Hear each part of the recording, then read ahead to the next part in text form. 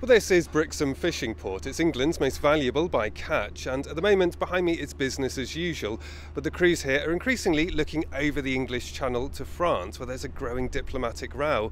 It's over post-Brexit fishing rights. We've already seen one British trawler being detained in a row over paperwork.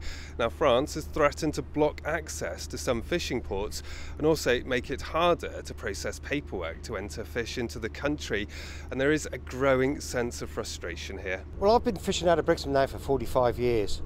30 years ago, it was a lovely job fishing. Now it's an absolute headache.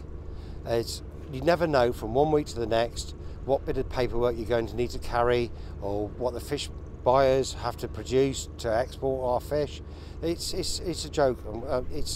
I'd never thought I'd say this, but I'm getting quite close now to the end of my career, and I think I'm waiting for it to happen. Just don't really know where to stand, to be honest.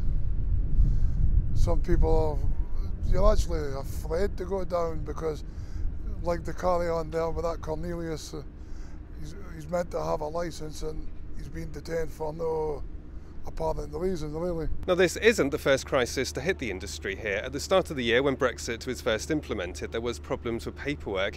It meant some catch was going off before it could be processed and enter parts of the EU.